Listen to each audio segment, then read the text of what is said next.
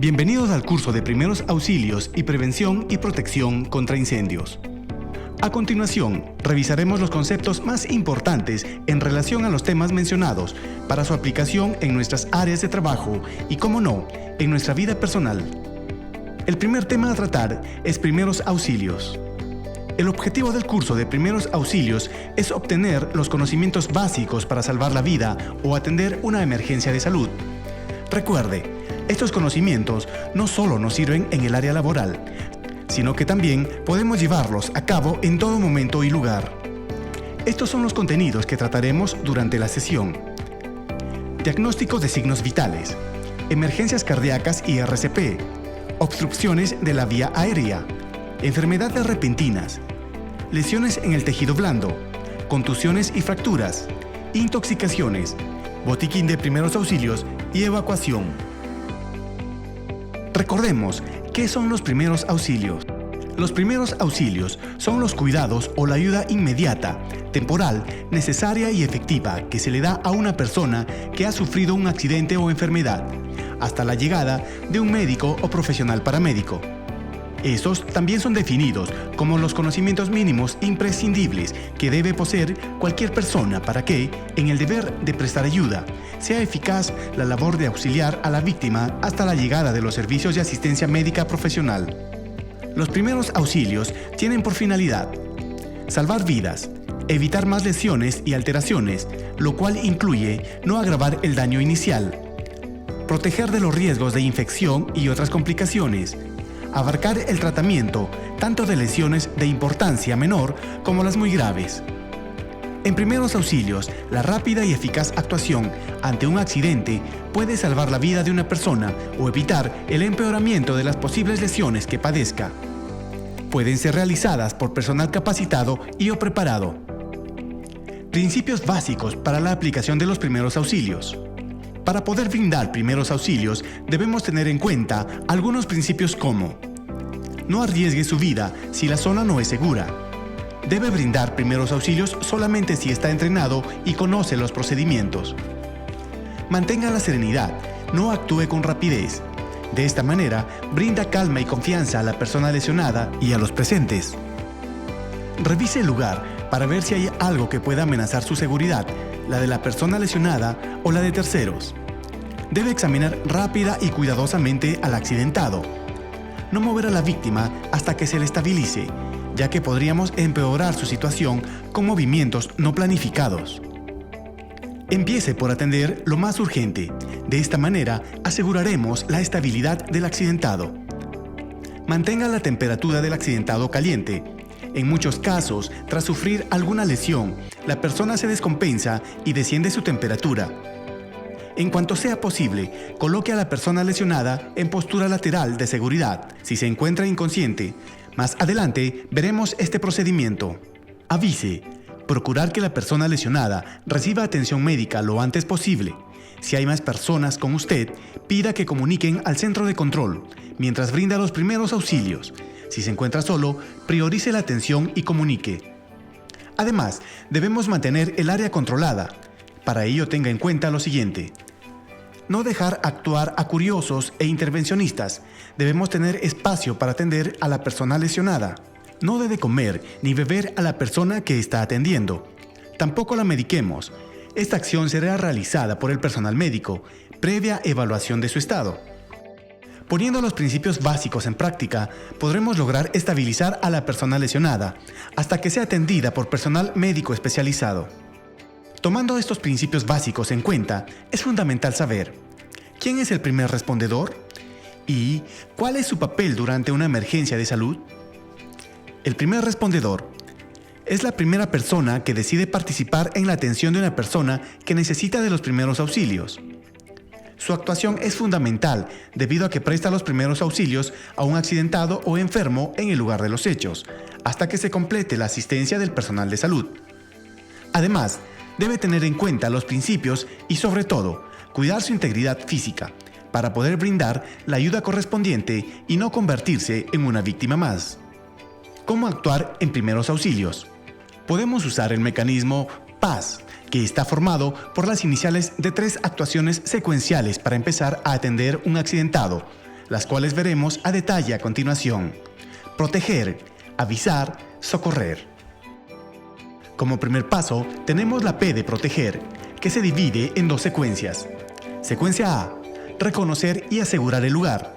Antes de actuar, hemos de tener la seguridad de que tanto el accidentado como nosotros mismos debemos estar fuera de todo peligro. Para ello, debemos preguntarnos lo siguiente: ¿es seguro acercarse? ¿Está segura la zona? Por ejemplo, no atenderemos a un electrocutado sin antes desconectar la corriente causante del accidente, pues de lo contrario, nos accidentaríamos nosotros también. Luego de asegurar la zona, determinar los daños, cuántos heridos hay, para luego proceder con el reporte y la atención. Protección personal. Los gérmenes más comunes son bacterias y virus. Las bacterias pueden vivir fuera del cuerpo y no dependen de otro organismo para subsistir. La cantidad de bacterias que infectan a los humanos es pequeña, pero algunas causan infecciones graves. Estas se pueden tratar con medicamentos llamados antibióticos. Los virus, por su parte, también pueden causar enormes daños a nuestro organismo. Para prevenir la transmisión de enfermedades cuando se atiende, siga lo que se conoce como precauciones estándar. Use barreras, como guantes desechables, entre usted y la sangre o fluidos corporales de la persona. Evite el contacto con estos durante el auxilio. Antes de colocarse el equipo de protección personal, EPP, como los guantes, cubra con una venda cualquier corte, lastimaduras o llagas que usted mismo tenga. No coma, beba o se toque la boca, la nariz o los ojos cuando esté atendiendo o antes de haberse lavado las manos tras haber atendido. Como segundo paso, tenemos la A de avisar. Siempre daremos aviso al Centro de Control de Seguridad sobre la existencia del accidente ocurrido y así activaremos el plan de respuesta a emergencias. Inmediatamente después podremos empezar a socorrer, pero ya en espera de ayuda. Desde donde usted se encuentra, dentro o fuera de las instalaciones de la compañía, utilice la cartilla de comunicación de respuesta ante emergencias y comuníquese con el Centro de Control de Seguridad a través de teléfono fijo, marque 076 58 4000, anexo 22 22 2. Teléfono celular, marque 976 22 22 22. Contacto radial por canal 1, sistema troncalizado. Recuerde, no cortar la llamada hasta haber proporcionado la información necesaria. Al comunicarse con el Centro de Control de Seguridad, debe proporcionar la siguiente información: nombre, área y compañía, ubicación y hora de la emergencia, breve descripción de la emergencia, la mejor ruta que se debe usar para llegar al lugar del accidente. Indique detalladamente si se han producido lesiones personales, número de personas heridas y la condición en que se encuentran. Número telefónico del que llama. Punto de encuentro de ambulancia más cercano.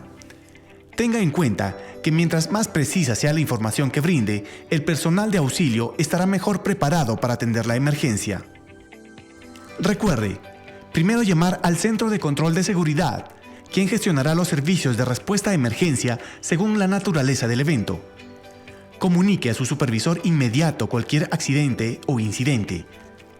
No se requiere reportar a terceros.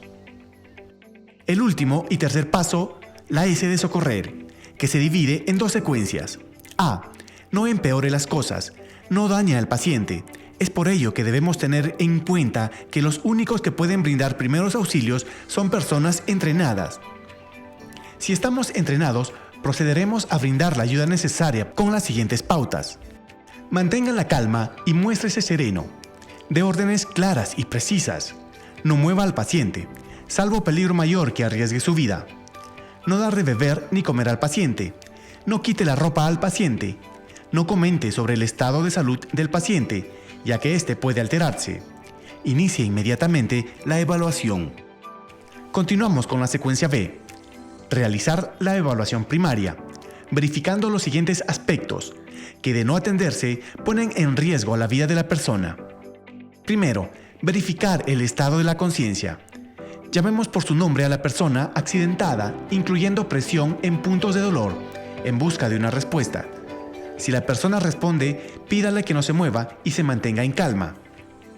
Si no responde, proceda con verificar la respiración usando el mecanismo BOS, ver, oír, sentir, colocando su oído cerca a la nariz o boca de la persona accidentada. BOS, ver hacia el pecho, caja torácica, estómago, oír la respiración y sentir el aliento o respiración. Diagnóstico de signos vitales. Signos vitales. Evaluación primaria. Antes de iniciar con el diagnóstico de signos vitales, hay que tener claro que mientras estemos realizando la labor de primer respondedor ante una emergencia, solo podremos diagnosticar el estado de la persona afectada a través de manifestaciones de conciencia y respiración. Cuando la persona sea atendida por el personal médico especializado, se podrá verificar y determinar sus signos vitales a través de otros métodos adicionales, como la toma de presión arterial o temperatura. Signos vitales. Evaluación primaria. Respiración. La respiración es un proceso vital, el cual consiste en la entrega de oxígeno al cuerpo de un ser vivo y la salida de dióxido de carbono del mismo. Es un proceso natural que todo ser vivo realiza. Pulso. Es la expansión rítmica de una arteria producida por el paso de la sangre, bombeada por el corazón. Este se puede tomar en cualquier arteria superficial que pueda comprimirse contra el hueso. Después de realizar la evaluación primaria, si la persona evaluada respira, no hará falta seguir explorando otros signos vitales, ya que el sistema respiratorio y corazón funcionan. Corresponde entonces la evaluación secundaria. Resultados de la evaluación. Evaluación secundaria. El procedimiento a seguir incluye el control de hemorragias, el tratamiento de las heridas e inmovilización de las fracturas, y siempre que no sea traumático, el de colocarlo en una posición lateral de seguridad para prevenir las posibles consecuencias de una broncoaspiración y la caída de la lengua hacia la faringe. Para obtener una posición lateral de seguridad, procederemos de la siguiente manera. Colocar el cuerpo de la víctima en posición lateral, la pierna derecha recta. Coloque la palma de la mano izquierda bajo la cara, el brazo derecho doblado. El peso del cuerpo caerá sobre este lado. Finalmente, la pierna izquierda doblado guardando el equilibrio. Tome como referencia la imagen. Resultados de la evaluación. Maniobra frente-mentón. Si después de la evaluación la persona no respira, enseguida y sin perder tiempo colocaremos al accidentado, sea traumático o no, en posición estirado mirando hacia arriba, pero respetando la alineación del eje vertical. Después de explorar su boca para comprobar la existencia de cuerpos extraños, como dientes desprendidos, objetos, entre otros, procederemos a abrir la vía aérea, mediante una hiperextensión del cuello, utilizando la maniobra frente-mentón, como se muestra en la imagen, evitando que la lengua obstruya la vía de entrada de aire. En ocasiones, con esta simple maniobra, el paciente vuelve a respirar. En caso contrario, el paro respiratorio es evidente, por lo que debemos suplir la función ausente mediante respiración artificial con reanimación cardiorrespiratoria, tema que explicaremos a continuación. En resumen, después de haber realizado la evaluación primaria, obtendremos uno de los resultados presentados en el diagrama. Debemos estar capacitados y calificados para proceder con cualquiera de las alternativas correspondientes. Nos preguntamos lo siguiente: ¿presenta respiración? Si la respuesta es sí, iniciamos la evaluación secundaria. Si la respuesta es no, entonces podemos indicar que la persona está sufriendo un paro cardiorrespiratorio y debemos iniciar reanimación cardiopulmonar RCP inmediatamente. Emergencias cardíacas y RCP. Paro cardiorrespiratorio. ¿Qué es? Es la interrupción súbita y simultánea de la respiración y del funcionamiento del corazón. Síntomas: dolor de pecho, como una presión, falta de respiración, dolor en el hombro y cuello, incluso en la mandíbula. Causas: choque eléctrico, ahogamiento, cuerpos extraños en vías respiratorias, inhalación de vapores o gases irritantes, intoxicación por alcohol, dosis excesiva de medicamentos, traumatismos, insolación o congelamiento, quemaduras, entre otros. Reanimación cardiopulmonar. Después de haber realizado la evaluación primaria, y si como resultado la persona no respira y por ende no tiene pulso, deberemos iniciar sin demora la RCP, reanimación cardiopulmonar, que es el masaje cardíaco externo, acompañado siempre de ventilación aérea. Realice los siguientes pasos. 1. Realice compresión cardíaca o pectorales. Debe ubicarse en una superficie rígida. Posiciónese de rodillas al costado de la persona inconsciente. A. Coloque la base de una mano en el esternón. B. Coloque la base de la otra mano sobre la primera mano. C. Ubique el cuerpo directamente sobre las manos. Mantenga los brazos y espalda rectos. D. Aplique 30 compresiones, las cuales deben ser rápidas y fuertes, utilizando el peso de su cuerpo. Presione alrededor de 2 pulgadas dentro del pecho y cada vez permita que éste se levante por completo. Cuente las 30 compresiones rápidamente. 2. Dé 2 insuflaciones a través de la boca. Cada insuflación debe tomar alrededor de 1 segundo y hacer que el pecho se levante. Si no le es posible brindar ventilación aérea, solo efectúe compresión torácica de manera continua. Continúe con las compresiones y la ventilación aérea hasta que se recupere la persona o hasta que llegue la ayuda. Si la persona comienza a respirar de nuevo, colócala en posición lateral de seguridad. Compresiones cardíacas. Para realizar las compresiones cardíacas, se deberá ubicar el lugar más cercano al corazón, desde donde se puede impulsar la circulación. Determine una línea imaginaria entre las tetillas y el cruce con el esternón en el pecho de la víctima. Coloque el talón de su mano dominante en dicha intersección y la otra mano encima, tal como indica la figura. Inicie las compresiones con 5 centímetros de profundidad de manera continua y rítmica. Desfibrilador externo automático, DEA. Existen también equipos y dispositivos que nos permiten monitorear o hacer una evaluación más rápida y de gran apoyo en la reanimación cardiopulmonar, como es el caso del DEA. Un desfibrilador externo automático es un dispositivo electrónico que puede examinar el ritmo cardíaco para determinar si es necesario proporcionar una descarga eléctrica a una persona con paro respiratorio. Cabe resaltar que para usar el DEA debe estar capacitado o ser personal médico o paramédico y se deberá proceder con los siguientes pasos. Mientras esté disponible, continúe con las compresiones de pecho y las labores de reanimación. Otra persona deberá activar el DEA y fijar las paletas o almohadillas adhesivas en la víctima. Si el DEA indica, se recomienda choque-descarga. Presione el botón para cargar y manténgase alejado de la persona inconsciente. Presione el botón de descarga cuando se encienda la luz. Continúe con la RCP. Siga las indicaciones del DEA hasta que el paciente respire o llegue la ayuda. Minimice las interrupciones de las labores de reanimación con la ventilación aérea y las compresiones de pecho. Si el paciente respira, coloque en posición lateral de seguridad. Obstrucciones de la vía aérea. Atragantamiento. Veremos ahora la definición de atragantamiento. El atragantamiento es la obstrucción de las vías respiratorias por un cuerpo extraño que impide el paso de aire a los pulmones. Este puede causar asfixia, que es una situación en la que el oxígeno no llega o llega mal a las células del organismo.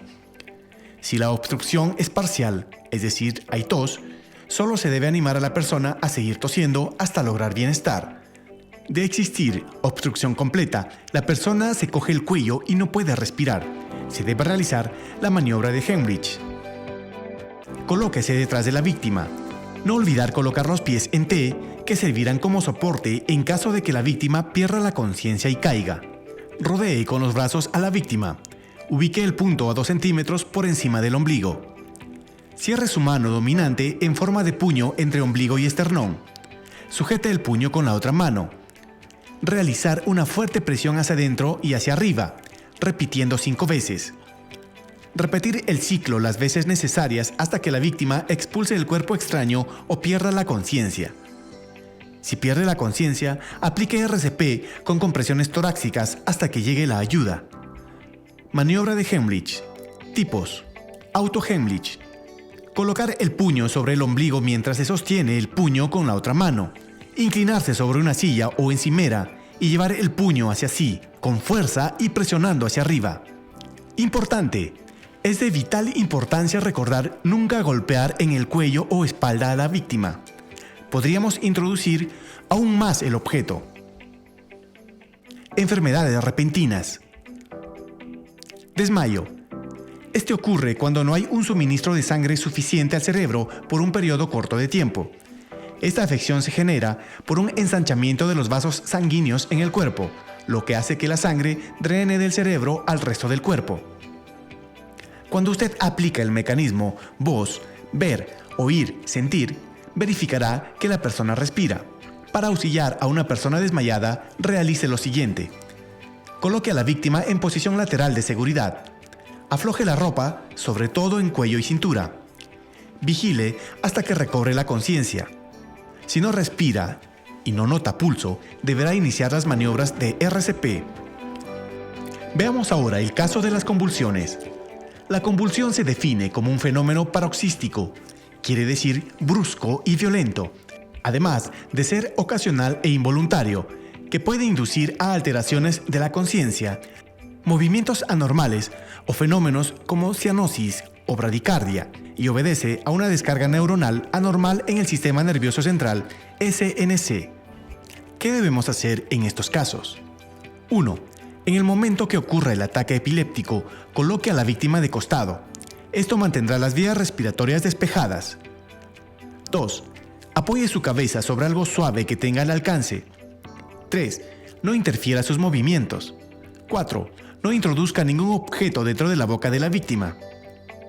Además, debemos considerar lo siguiente. No trate de darle respiración artificial, excepto si la persona no respira, después de que haya pasado la convulsión. Permanezca con la persona hasta que haya pasado normalmente la convulsión y esté totalmente consciente. Si la convulsión dura más de 5 minutos y no hay signos de que está disminuyendo, o si la persona tiene problemas para respirar después que pasó, si parece que se lesionó, tiene dolor o no se está recuperando en la forma normal, asegure el traslado de la persona a la unidad médica. No olvide que usted está brindando primeros auxilios y que, en todos los casos, los pacientes deberán recibir posteriormente una atención especializada. Lesiones en el tejido blando. Heridas. Una de las lesiones que suceden comúnmente en el tejido blando son las heridas. Estas son lesiones que se producen por pérdida de continuidad en la piel. Son producidas por agentes externos, como una cuchilla, o agentes internos, como un hueso fracturado. Pueden ser abiertas o cerradas, leves o complicadas. Tipos de heridas. Heridas leves y heridas graves. Las heridas leves solo afectan a la epidermis. ¿Cómo debemos actuar en este caso? 1. Lávese las manos y colóquese guantes. 2. Desinfecte alrededor de la herida con una solución apropiada. Nunca aplique alcohol a la herida ni sople. 3. Lave la herida con agua y jabón. 4. Finalmente, cúbrala con una gasa o tela limpia. Heridas graves. Tiene como característica afectar a las capas profundas de la piel y a órganos internos, produciendo sangrado, hemorragia. Veremos el manejo de hemorragias a continuación. En caso de hemorragia externa, debe realizar presión directa, estable y firme sobre la herida, con gasas o apósitos por 5 minutos aproximadamente. No retire por ninguna causa las gasas previas. Colocar otra u otras por 5 minutos aproximadamente encima de las anteriores y vendar hasta llegar a la unidad médica. Para el caso posible de hemorragia interna, acostar al herido en posición horizontal. Abríguelo con mantas. Ante estas circunstancias, la víctima tiende a descompensarse. No debe beber ni comer. No dé medicamentos. En caso de hemorragia nasal, con la cabeza inclinada hacia adelante, presionar con los dedos pulgar e índice la base de la nariz contra el septo nasal del orificio que se encuentra sangrando. Si no cede después de unos minutos de presión, taponar con una gasa humedecida y acudir a la unidad médica. Quemaduras. Otra de las lesiones que pueden suceder en los tejidos blandos son las quemaduras. Estas son producidas en los tejidos por exposición a diversos factores: llama directa, calor radiante, líquidos calientes, gases recalentados, sólidos incandescentes, electricidad, algunas sustancias denominadas cáusticas y radiaciones. Las quemaduras pueden ser de diversos grados. Quemadura de primer grado. Afecta únicamente a la epidermis. La lesión es superficial y se presenta con enrojecimiento, dolor e hinchazón en la zona afectada. Quemadura de segundo grado. Se caracteriza por la presencia de ampollas y los mencionados en quemaduras de primer grado. Hay dolor intenso en la zona afectada. Quemadura de tercer grado. Este tipo de quemadura produce escaras, zona de tejido muerto y lesiones no dolorosas debido a que parte del tejido muscular y nervioso han sido destruidos. ¿Cómo actuar ante una quemadura? Tener en cuenta el tipo de quemadura y su causa para poder brindar primeros auxilios. Eso es fundamental. Es importante tomar en cuenta las energías que estuvieron o están aún involucradas para retirarlas o eliminarlas y crear una zona segura para la atención de las víctimas. Si las quemaduras son de origen químico, se deberá tomar como referencia la hoja MSDS. En general, la mayor parte de quemaduras químicas se atienden en primeros auxilios con agua en las duchas y lavaojos más cercano a nuestra área de trabajo. Si se trata de quemaduras por exposición a agentes físicos como el calor de primer y segundo grado, se procederá de la siguiente forma. 1. Aplique abundante agua fría, corriente, por un periodo prolongado hasta que se minimice el dolor. 2. No quite la ropa adherida a tirones. Córtela con cuidado utilizando tijeras. 3. Evite la compresión de las quemaduras y o rotura de las ampollas. 4. Cubra la zona afectada con paño limpio y proceder a su traslado inmediato. 5. No coloque sobre la quemadura ninguna otra sustancia. Utilice únicamente agua. Si es una quemadura de tercer grado, se debe evacuar inmediatamente a la víctima a la unidad médica, vigilando signos vitales. Una quemadura de origen eléctrico puede implicar lesiones muy graves. Luego de aislar a la víctima, evalúe signos vitales, proceda con RCP si corresponde y asegure traslado inmediato a unidad médica. Objetos extraños en los ojos. Síntomas: inflamación, enrojecimiento del ojo afectado, sensación de ardor, dolor, lagrimeo, dificultad para mantener el ojo abierto. ¿Qué hacer? Lávese las manos con agua y jabón. Pida a la víctima que lleve la cabeza hacia atrás. Colóquese del lado del ojo afectado o detrás de la víctima. Si puede ver el cuerpo extraño, trate de expulsarlo solo colocando agua. Importante: nunca frotar el ojo o dejar que la víctima se lo toque. No intentar retirar el elemento extraño por la fuerza o presionando con los dedos, pues podría causar más daño. Evitar aplicar colirios o pomadas oftalmológicas. Contusiones y fracturas. Contusiones son lesiones producidas por un golpe o impacto sobre la piel sin llegar a romperla, por lo que no produce heridas. Tipos: contusiones leves son aquellas en que la afección es superficial y se reconocen por el enrojecimiento de la zona contusionada o por la aparición del típico cardenal. Contusiones graves se reconocen por la aparición del hematoma o colección líquida de sangre. En las contusiones graves, la afectación del tejido subyacente puede afectar a músculos, nervios, huesos, etc. ¿Cómo actuar en caso de una contusión? Aplique compresas frías en la zona afectada. Realice un vendaje para mantener fija la compresa fría. Inmovilización a la persona afectada. Fracturas. Una fractura es la pérdida de continuidad normal de la sustancia ósea o cartilaginosa a consecuencia de golpes, fuerzas o tracción, cuyas intensidades superen la elasticidad del hueso. ¿Cómo actuar en caso de una fractura? Antes de iniciar la atención, debemos recordar ante todo mantener la calma para poder proceder con los siguientes pasos. Inmovilización de la zona afectada o posiblemente afectada. Para extremidades superiores, tablillas o férulas, de acuerdo a nivel de conocimiento y traslado a unidad médica. Extremidades inferiores, tablillas o férulas, de acuerdo a nivel de conocimiento y permanecer a la espera de respuesta de emergencia para traslado a unidad médica. Cuello, tórax, columna vertebral, cadera. Inmovilización y espera de respuesta a emergencias. Calme y abrigue a la persona afectada. Asegure pronto traslado a unidad médica, vigilando signos vitales y acondicionamiento de la fractura.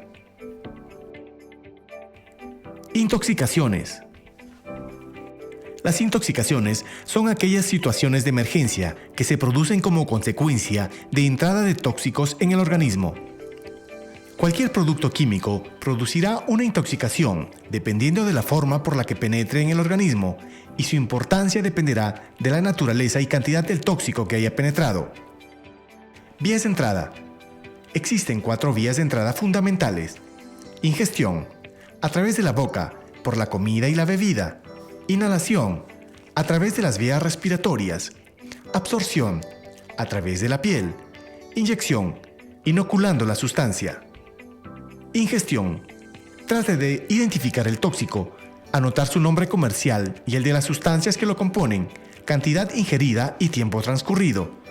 En el caso de que se conozca el tóxico y se disponga del antídoto específico, entonces lo usaremos, previa confirmación facultativa, en coordinación con los servicios de respuesta a emergencia.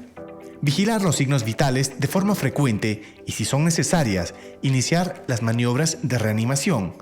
Tranquilizar y mantener abrigada a la víctima y trasladar al trabajador a la unidad médica. Inhalación. Saque a la víctima al aire libre. Mantener despejada la vía aérea. RCP si es necesario. Trasladar al trabajador a unidad médica. Inyección. La intoxicación por esta vía es de efectos inmediatos. Se debe realizar la evacuación urgente. Absorción. Lavar la zona de piel contaminada con abundante agua durante 20 minutos. Si sufrió una impregnación de polvo del producto, cepillar antes de mojar. Debe eliminar la ropa contaminada para evitar la exposición al tóxico. Beber abundante agua. Vigilar al accidentado ante la posible aparición de shock. Trasladar al intoxicado a un centro asistencial lo antes posible. Recuerde, en casos de intoxicación con sustancias químicas, debemos tener presente las recomendaciones de nuestras hojas MSDS y de la GRE, Guía de Respuesta a Emergencias, para brindar el mejor soporte a primeros auxilios. Botiquín de primeros auxilios. Es un recurso básico para las personas que prestan un primer auxilio. En él se encuentran los elementos indispensables para dar atención satisfactoria a víctimas de un accidente o enfermedad repentina, y en muchos casos puede ser decisivo para salvar vidas. Debe encontrarse en un lugar seguro, estar ordenado y etiquetado. Se debe procurar que los envases estén bien cerrados y guardados en sitio fresco, seco y oscuro, y evitar conservar productos caducados. Los botiquines deben ser continuamente inspeccionados para asegurar cumplir con el estándar y especialmente contar con elementos básicos para brindar soporte en primeros auxilios. Evacuación. Ambulancias. De acuerdo a la normativa nacional vigente, se cuenta con los vehículos para asegurar un traslado de pacientes apropiados en el interior de las operaciones o hacia lugares externos. A. Su ámbito de acción es menor a 25 kilómetros o 30 minutos. Su equipo de comunicaciones es apropiado. C. Se asegura el cumplimiento de norma técnica de salud para el transporte asistido de pacientes por vía terrestre. D. Categoría de acuerdo a norma nacional vigente. Recuerde, en caso de emergencia, para contar con un soporte inicial, evacuar de manera correcta y recibir la atención correspondiente, debemos tener en cuenta el flujograma de comunicaciones, el cual, a partir de nuestro reporte, permite la activación de los servicios de respuesta a emergencia. No olvide que es responsabilidad de cada uno de nosotros cumplir con los procedimientos que nos mantendrán seguros e íntegros. Recomendaciones finales. Los primeros auxilios buscan mantener o mejorar la condición de las víctimas, solo hasta la llegada de la ayuda especializada. Son limitados y temporales, pero deben ser efectuados de manera correcta y segura. Un primer auxilio puede salvar vidas, así que deberá efectuarse de manera adecuada. Debemos estar siempre capacitados para brindar primeros auxilios y participar en los simulacros organizados por nuestra compañía. Siempre solicite ayuda. El segundo tema que trataremos es prevención y protección contra incendios. Objetivos del curso. El objetivo de este curso es adquirir las nociones básicas en la prevención y protección contra incendios, tanto en nuestras áreas de trabajo como en nuestros hogares, sabiendo qué acciones básicas debemos llevar a cabo antes y durante el episodio. Veamos cómo hacerlo a continuación. El curso está dividido en 8 secciones, que son los siguientes. Conceptos iniciales. prevención, detección, extinción, agentes extintores, evacuación, referencias legales. Conceptos iniciales. ¿Qué es el fuego? El fuego no es más que la manifestación energética de la reacción química conocida con el nombre de combustión. Este proceso de reacción química en la que participa una sustancia combustible y una comburente se produce en condiciones energéticas favorables y se desprende calor, radiación luminosa, humo y gases de combustión. Combustión. Ya que el fuego es combustión, para que éste sea posible se requiere la presencia simultánea de un material combustible, un comburente, normalmente el oxígeno del aire, y unas condiciones de temperatura determinadas. Para explicar el proceso de la combustión y con fines didácticos se utiliza el llamado triángulo del fuego. Cada uno de los lados del triángulo representa a un elemento necesario para que se produzca la combustión. Si el triángulo no está completo, el fuego no será posible. También existe la teoría del tetraedro del fuego, que agrega un cuarto componente, la reacción química en cadena. Calor. Uno de los componentes del triángulo del fuego, el calor, es un tipo de energía. Su contribución al inicio de un fuego es tan importante que se dice que todo fuego comienza por el calor. El calor se propaga de 3 formas. La forma más importante de propagación es la convección, y es por este motivo por el que los fuegos se propagan más rápidamente hacia arriba. La propagación en sentido horizontal, entre otros factores, se debe a la radiación y a la conducción del calor. Hacia abajo, el fuego se propaga muy lentamente e incluso en muchos casos se extingue. Comburente. El comburente es normalmente el oxígeno del aire. La importancia de este elemento se centra fundamentalmente en la violencia con que se produzca la combustión. En condiciones normales, la concentración de oxígeno en el aire es de un 21%, pero cerca de depósitos de oxígeno o en almacenes donde existan botellas o botellones de oxígeno, en caso de fuga, esta concentración puede aumentar y favorecer el inicio del fuego. En una atmósfera pura de oxígeno se consigue hacer arder el hierro. Por el contrario, si la concentración de oxígeno es muy baja, el fuego no aumentará o incluso se extinguirá. Combustible. Se denomina combustible a toda sustancia que es capaz de experimentar una reacción de combustión. Los aspectos más importantes a conocer de los materiales combustibles son: A. Punto de inflamación, flash point, que es la temperatura a la cual una sustancia comienza a desprender vapores o gases en cantidad suficiente para mantener la combustión. Se expresa en grados centígrados. B. Temperatura de ignición. Es la temperatura a la cual una sustancia empieza a arder espontáneamente. Se la denomina también temperatura de autoinflamación o autoignición. C. Punto de autoinflamación. Es aquella temperatura mínima a la cual un combustible emite vapores, que en presencia del aire u otro comburente comienzan a arder sin necesidad de aporte de una fuente de ignición. D. Límites de inflamabilidad. La combustión solo es posible cuando la concentración de los gases está comprendida entre los valores específicos para cada combustible. A la mínima concentración necesaria para mantener la combustión se la denomina límite inferior de inflamabilidad, LII. La concentración por encima de la cual la combustión no es posible recibe el nombre de límite superior de inflamabilidad, LSI. E. Energía mínima de activación. Una vez que los vapores combustibles se mezclan con el oxígeno y comienzan a arder, se necesita una fuente de ignición que produzca una cantidad mínima de energía. A esta se la denomina energía mínima de activación. En la tabla mostrada se puede ver las características de inflamabilidad de algunos productos, como acetona, acetileno, alcohol etílico, entre otros. Amago de incendio. Es un fuego incipiente, descubierto oportunamente, aún se puede controlar. Incendio. Es el fuego de grandes proporciones que se desarrolla sin control, el cual puede presentarse de manera instantánea o gradual, pudiendo provocar daños materiales, interrupción de los procesos de producción, pérdida de vidas humanas y afectación al ambiente. Es la oxidación rápida de los materiales combustibles, con desprendimiento de luz y calor y la generación de gases y humos. Clases de fuego. En la tabla mostrada podemos ver las clases de fuego, establecidas en función de la naturaleza del combustible. Clase A.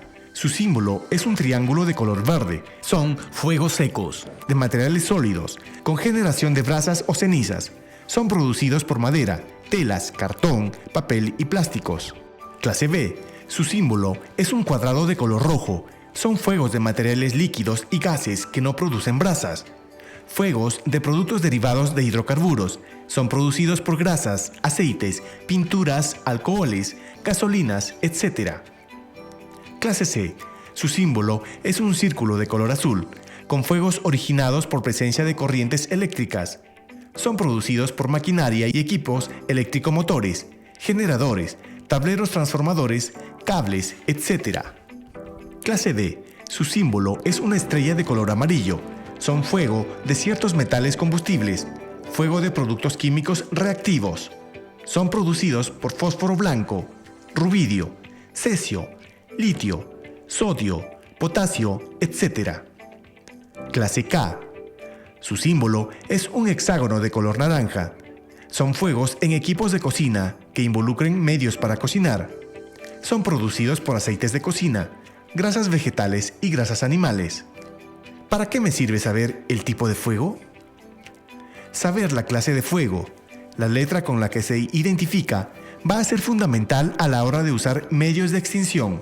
Si nos fijamos en cualquier extintor, veremos que dice, por ejemplo, que es válido para fuegos de la clase A, B y C. Prevención. ¿Dónde es más probable que ocurra un incendio?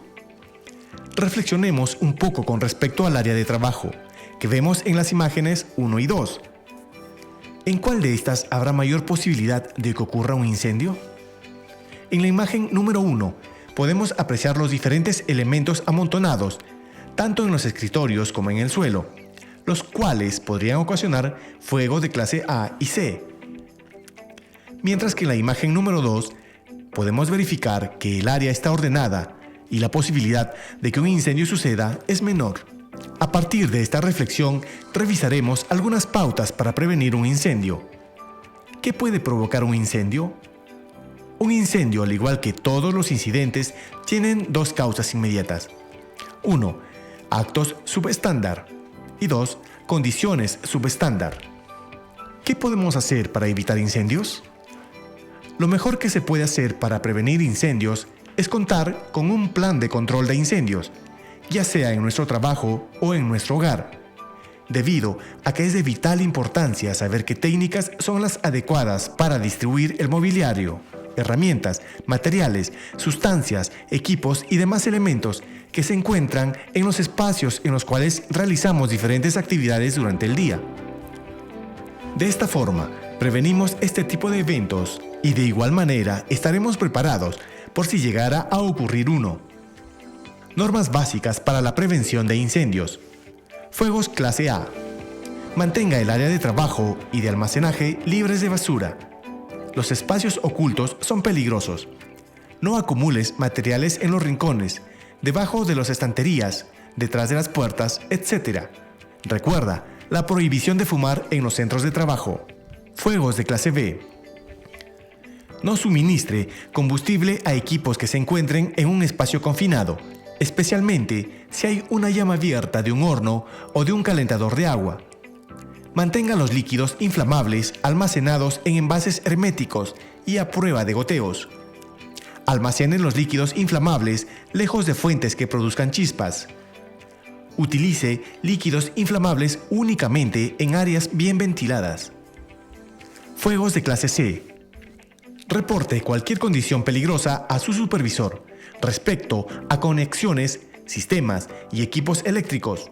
Busque cables deteriorados, aislamientos desgastados y piezas eléctricas rotas. No sobrecargue las tomas de energía. Esto podría recalentar la toma y ocasionar un cortocircuito. Fuegos de clase D. Mantenga lubricados los equipos de manera adecuada. Mantenga el orden y limpieza del área, evitando la acumulación de residuos, virutas metálicas. No utilice agua para intentar extinguir el fuego. Utilice un extintor que no reaccione con el metal encendido. Fuegos de clase K. Evite la acumulación de aceites en chimeneas y utensilios. No arroje agua o líquidos fríos directamente al aceite o manteca caliente. Esto puede reaccionar violentamente. No aumente el nivel de fuego en las hornillas. Intente cerrar la válvula en caso de fuego. Detección. Revisemos un poco acerca de las fases en la evolución del fuego. Las fases en la evolución del fuego son ionización, desprendimiento de humos, aparición de llamas o rápido aumento de las temperaturas. Considerando estas fases, la tecnología nos permite contar con diferentes equipos detectores de fuego, cada vez más sofisticados. Veamos los tipos de detectores más comunes que existen. Tenemos los detectores iónicos. En una pequeña cámara de ionización por radioelementos, el aire se hace conductor. Si en esa cámara se introducen gases de combustión o humos, varía la conductividad y el aparato emite una señal. También existen los detectores de humos. Son células fotoeléctricas que emiten una corriente eléctrica variable con el flujo luminoso que reciben. Al oscurecerse el aire por el humo, emiten una señal. Los detectores de llamas son células fotoeléctricas sensibles a la variación de la radiación infrarroja de la llama. Y finalmente, los detectores térmicos son elementos sensibles a la elevación de la temperatura. Los más comunes son los termovelocímetros. Que se activan cuando la velocidad de aumento de temperatura excede un cierto valor. Para la detección de incendios, también se cuenta con estaciones manuales y detectores automáticos. Estos últimos basan su actuación en la activación de un equipo sensible a alguna de las manifestaciones que acompañan al fuego. Cualquiera que sea el elemento detector elegido, ha de estar unido eléctricamente a una central de señalización y control que mediante señales ópticas y acústicas indica diversas situaciones. Activación de detectores, averías, fallos de alimentación, etc. O activan los dispositivos de alarma que se hayan establecido previamente. Normalmente, en este tipo de instalaciones se combina un sistema manual de alarma que consiste en pulsadores que envían la señal de alarma a la central en caso de ser activados manualmente. Extinción. ¿Cómo controlamos un incendio? En virtud de la composición del tetraedro del fuego, existen las siguientes formas de extinción, dependiendo del factor sobre el que se actúe. Remoción. Consiste en retirar los combustibles presentes en un incendio antes de que sean afectados por el mismo. Una variante es la dilución, que se basa en diluir en agua determinados líquidos inflamables solubles. Enfriamiento. Consiste en actuar sobre el calor eliminándolo. Sofocación. Consiste en actuar sobre el oxígeno, evitando su aporte sobre el combustible o reduciendo su concentración hasta valores que no permitan continuar con la combustión. Inhibición. Consiste en la neutralización química de los radicales libres que dan lugar a la reacción en cadena. ¿Cómo apagar el fuego? Se recomienda usar un agente extintor, sustancia capaz de extinguir el fuego. Los agentes extintores deben ser apropiados para el tipo de combustible involucrado. Usualmente se hallan en extintores. Preste mucha atención a la tabla del lado derecho. Podemos ver las diferentes clases de fuego y con qué tipo de extintor se pueden apagar. Tomemos como ejemplo el fuego de clase A, que se puede apagar con extintores de agua, espuma química de PQS, polvo químico seco y de halotrón 1.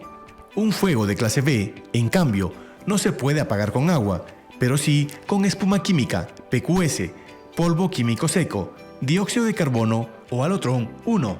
Un fuego de clase C tampoco se puede apagar con agua, ni con espuma química, pero sí con PQS, polvo químico seco, dióxido de carbono y halotrón 1. Un fuego de clase D solo se puede apagar con polvo químico de clase D.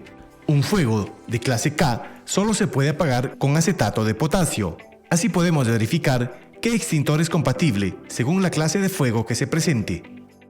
Agentes extintores. Dentro de los agentes extintores tenemos al agua por su eficacia y abundancia. Es el agente extintor por excelencia.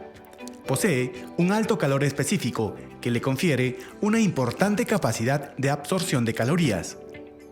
Actúa por enfriamiento. Tiene gran capacidad refrigerante y de sofocación. La evaporación de la misma da lugar a un desplazamiento momentáneo del aire circulante. En ocasiones se utiliza para diluir determinados líquidos inflamables hidrosolubles. Asimismo, tiene ventajas como su economía, abundancia, es inerte y eficaz. Pero también tiene diversas desventajas muy notables, como la conducción de corriente eléctrica. Extiende la mayoría de fuegos, de líquidos inflamables. No debe utilizarse sobre metales por el riesgo de explosión. Puede causar importantes daños materiales y sobre todo es preciso tener en cuenta el riesgo de congelación. También tenemos la espuma física. Este agente extintor se forma a partir de una mezcla de agua, espumógeno y aire en proporciones adecuadas. La relación existente entre el volumen de líquidos utilizados y el volumen de espuma obtenido se llama coeficiente de expansión y da idea de la consistencia de la espuma. La espuma generada cubre al combustible impidiendo la aportación exterior del aire. Actúa tanto por sofocación, al impedir la aportación de aire, y enfriamiento, por estar formada a base de agua. Este agente, como todos, tiene sus ventajas. Por ejemplo, no es tóxica. Y sus desventajas: puede conducir la corriente eléctrica, puede causar daños materiales. Además, no debe aplicarse sobre metales por el riesgo de explosión. Polvo químico seco. El polvo seco como agente de extinción, por lo general, está formado por bicarbonato sódico o potásico. Actúa fundamentalmente por inhibición, neutralizando los radicales libres que provocan la reacción en cadena, y sofocación, al interponerse entre el combustible y el comburente. Las ventajas de este son su excelente inhibidor de llamas. No es tóxico y no conduce la corriente eléctrica. Entre sus desventajas tenemos su ineficacia frente a brasas, existiendo riesgos de reactivación, además de ser un producto que deja residuos y puede deteriorar cualquier maquinaria delicada. Extintores. ¿Qué es un extintor? Aparato portátil para apagar fuegos o incendios de pequeña magnitud que consiste en una especie de botella grande en cuyo interior hay una sustancia líquida, espumosa o en forma de polvo, agua pulverizada, hidrocarburos, dióxido de carbono, etc. Para apagar el fuego se arroja un chorro de esta sustancia sobre el mismo. ¿Con qué atacamos un incendio? Para poder atacar un incendio, previamente, debemos estar capacitados para el uso de los diferentes equipos de protección contra incendios que posee nuestra compañía. Estos equipos de protección contra incendios se clasifican en dos: los portátiles, que son de transporte manual y transporte sobre ruedas, y los extintores fijos, que son los de acción manual, que se subdivide en hidrantes y gabinetes, y los de acción automática, que se subdivide en detectores y rociadores. Dentro de los tipos de extintor más conocidos están: extintor con agua. Sirven para proteger áreas que tienen riesgo de fuego clase A, combustibles sólidos, de forma eficiente y segura. Extintor con PQS. Sirven para proteger áreas que tienen riesgo de fuego clase A, combustibles sólidos. B. Líquidos inflamables. C. Aparatos o dispositivos energizados. Extintor con cloruro de sodio en polvo seco. Es un agente extintor que es adecuado para extinguir fuegos de clase D, metales inflamables. Extintor con dióxido de carbono.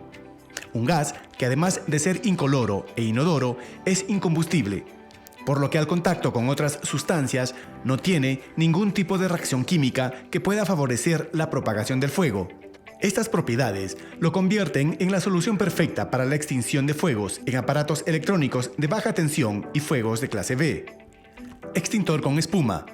El extintor de espuma es apropiado para la extinción de incendios de tipo A, sólidos, y tipo B, líquidos inflamables derivados del petróleo. Extintor con acetato de potasio. Utiliza un agente especial químico húmedo a base de acetato de potasio de bajo pH, desarrollado especialmente para los fuegos en cocinas de clase K. Además, tenemos otros agentes extintores, como el Alotrón 1, el cual es un agente extintor limpio que se emite con dispersión precisa en forma de líquido de evaporación rápida, volátil. El mecanismo extintor principal del Alatron 1 es la absorción y remoción de calor de la zona de combustión. Su afectación al calentamiento global, como a la capa de ozono, es mínimo. Inspección y mantenimiento del extintor. Los extintores deben ser inspeccionados mensualmente, verificando ciertos parámetros de seguridad como su estado, ubicación, si están obstruidos, entre otros, que se pueden verificar en la etiqueta de inspección de extintores. En la etiqueta de inspección de extintores debe colocarse el nombre de la persona encargada de hacer la inspección. Si se encuentra alguna anomalía, debe quedar registrado en la tarjeta con una X. El mantenimiento del extintor debe ser preventivo. En este se verifica completamente el extintor. Debe ser realizado en un taller autorizado de acuerdo a la norma técnica peruana NTP y norma NFPA, asegurando el buen funcionamiento del mismo. Incluye cualquier reparación, recarga, repuesto o prueba hidrostática que sea necesaria realizar. Señalización y ubicación. En cuanto a los temas de señalización, debemos tener en cuenta los siguientes parámetros estipulados por la NTP 350.0.43.1, extintores portátiles. Los extintores deberán ubicarse en un lugar visible y sin objetos que lo obstruyan. Si por cualquier circunstancia no fueran totalmente visibles desde todos los puntos de la habitación o local, deberán usarse señales de acuerdo a la figura mostrada, en las partes altas de las columnas o paredes sobre las que estén instalados a 1.80 metros desde el piso. Dimensiones: 20 por 30 centímetros. Los colores de señalización en los muros serán de acuerdo a lo que indica el anexo 17 del Decreto Supremo 024-2016 Energía y Minas. Antes de adquirir o disponer un extintor en una zona de trabajo o equipo, se debe pedir asesoría a Respuesta de Emergencias para que determinen la ubicación, el modelo y tipo requerido. Para usar un extintor debemos tener en cuenta el entrenamiento práctico, además de los siguientes pasos. Girar el seguro metálico para romper el precinto plástico de seguridad. Tirar del seguro, que el extintor posee entre la palanca de soporte y la base para habilitar la manija. Presionar la manija de liberación. Tomar la manguera y apuntar hacia la base del fuego. Esparcir el agente extintor de un lado a otro en forma de abanico, cubriendo toda la zona del fuego. Recuerde, el agente extintor se consume rápidamente en un promedio de 20 segundos. Esto lo hace adecuado para fuegos pequeños, cuando el fuego lleva poco desarrollado. Según nuestro plan contra incendios, YAN-HS-STA-ERP-10.1, en caso de un amago de incendio, debemos seguir las siguientes instrucciones. Localice una ruta de escape antes de intentar apagar un incendio. Manténgase de espaldas a la ruta de escape. Si está presente durante un amago de incendio, sofóquelo utilizando un extintor u otro medio seguro para hacer arena, una frazada, etc. Si es posible, active la alarma contra incendios más cercana.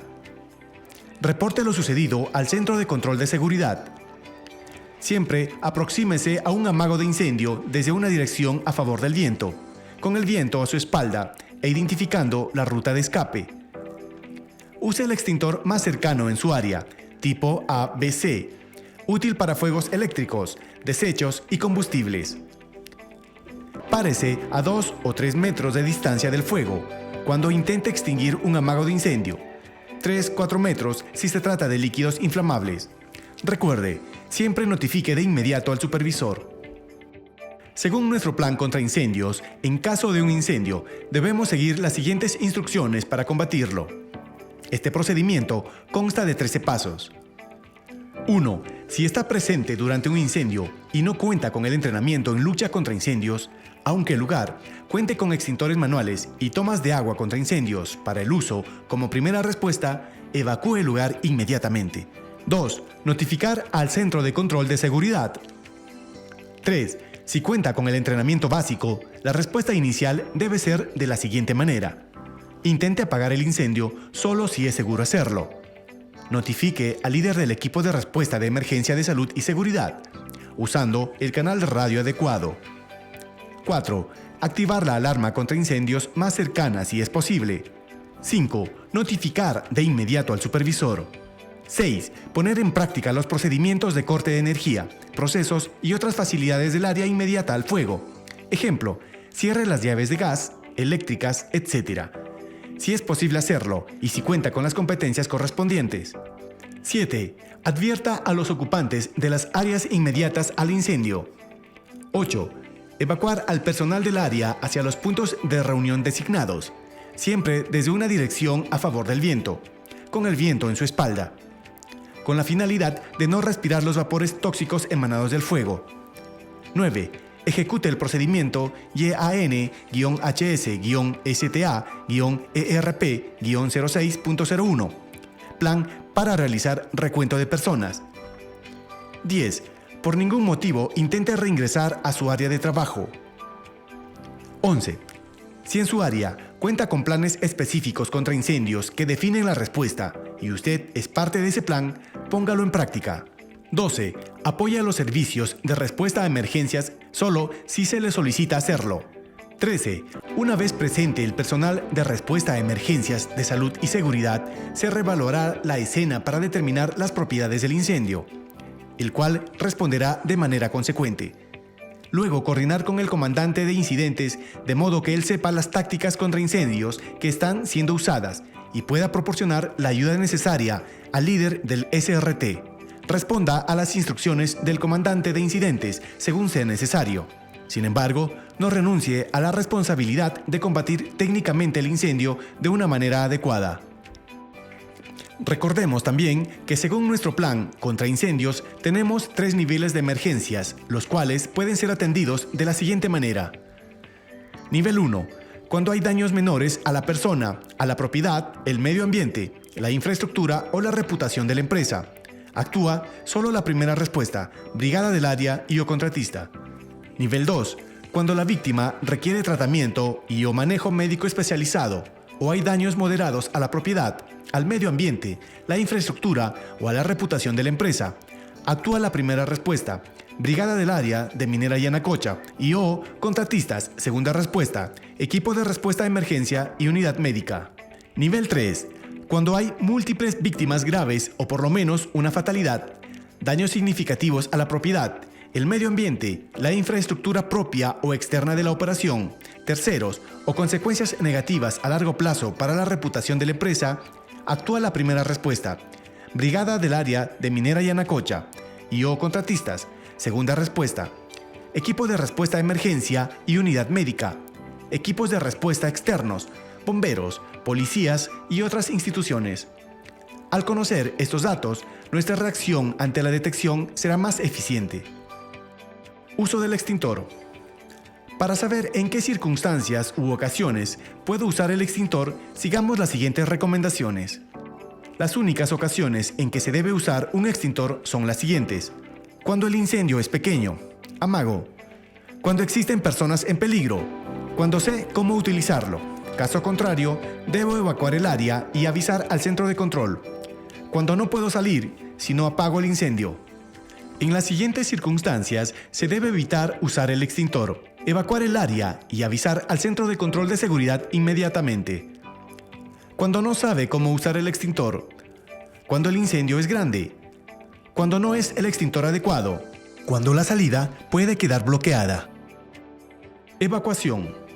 Para lograr evacuar correctamente y con seguridad es importante que el personal conozca previamente los medios de evacuación, como escaleras y rutas de escape. En el área debe haber una persona encargada de realizar el procedimiento de evacuación, realizar el conteo de personal posterior a la evacuación y llamar a respuesta a emergencias para informar sobre el incendio. Si usted es la persona encargada y capacitada para el manejo de sistemas de incendios, es necesario que conozca la ubicación de estos. De no ser el caso, póngase a buen recaudo y debe esperar a que llegue respuesta a emergencias. Ellos son los especialistas en extinción de incendios. Es imprescindible, durante y después de la evacuación, mantener la calma, no corra, y de esta forma evitará que se genere pánico y confusión en las demás personas que se encuentran a su alrededor. Ayude a realizar una buena evacuación y evitar pérdidas humanas. Se ha indicado como parte del procedimiento operativo de actuación en caso de incendios la evacuación. Recuerde, si durante la evacuación nota la presencia de humo, desplácese gateando, cubriendo la nariz y boca.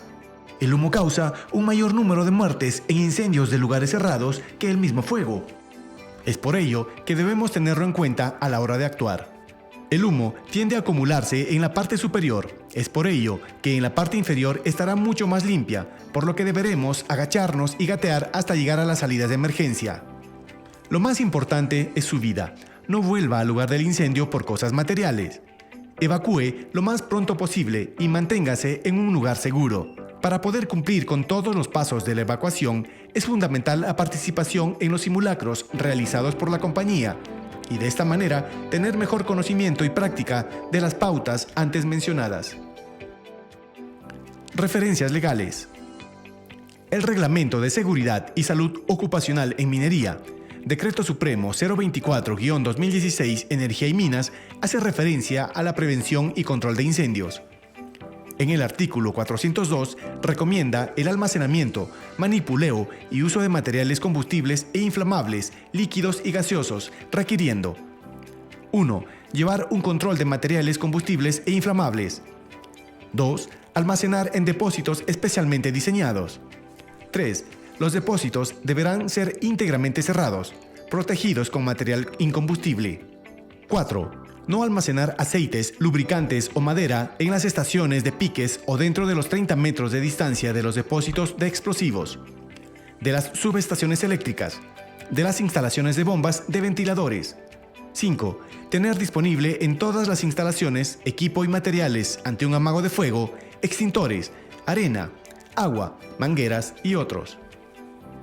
La norma también indica: A. Elaborar un programa contra incendios en el que haga un inventario de los peligros en base al estudio de riesgos de incendio, instrucciones detalladas y bien documentadas. B. No efectuar el almacenamiento conjunto y prolongado de sustancias y materiales que puedan reaccionar espontáneamente por oxidación y causar incendios. C. La manipulación de los tanques de combustibles y lubricantes para el consumo directo en las operaciones mineras se efectuará de acuerdo a las normas vigentes. D. Toda unidad operativa deberá contar con un sistema de alarmas. E. Incluir la relación de los equipos de extinción en todo programa de prevención de incendios. Se señala finalmente lo siguiente: se instalará sistemas contra incendios adecuadamente distribuidos, especialmente en áreas críticas, equipos u otros. Se mantendrán en perfecto estado y el personal estará debidamente entrenado para emplearlos. Igualmente, se efectuarán simulacros de protocolo de respuesta a emergencia trimestral. Los equipos e implementos de emergencia serán inspeccionados mensualmente. Los extintores portátiles deberán inspeccionarse una vez al mes para verificar la fecha de prueba hidrostática, la fecha de vigencia de uso y puesta del precinto de seguridad. Recomendaciones finales. Prevención contra incendios. Debemos permanecer en alerta ante la presencia de una emergencia con fuego y contribuir a su manejo para minimizar pérdidas. Todo incendio se puede prevenir. Todo gran incendio tuvo pequeños inicios. Por ello, debemos mantener operativos los equipos contra incendios, estar preparados, conocer el plan de emergencias y participar en los simulacros, estar familiarizados con las vías de evacuación, recordar, siempre reportemos y pidamos ayuda en caso de incendios. Muchas gracias por su participación. Hasta una próxima oportunidad.